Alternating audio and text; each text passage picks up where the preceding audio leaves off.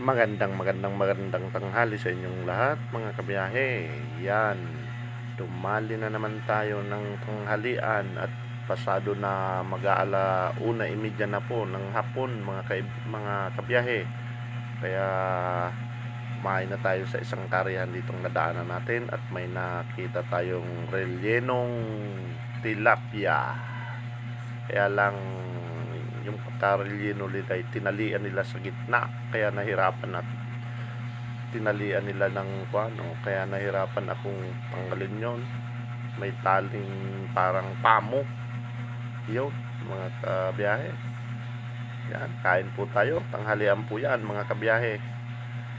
Yan, may konting gulay din akong ipiner sa relyenong tilapia na yan.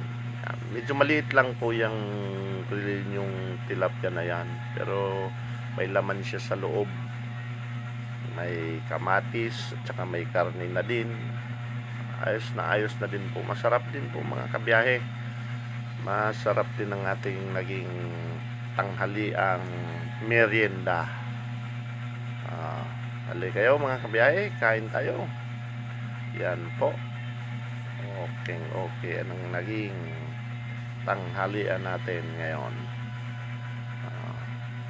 Anyway, maraming salamat pala po sa mga followers ko na patuloy na sumusuporta, patuloy na nag-share, patuloy na nagla-like at nagko-comment. Maraming salamat po sa inyo sa walang sawang pagsuporta.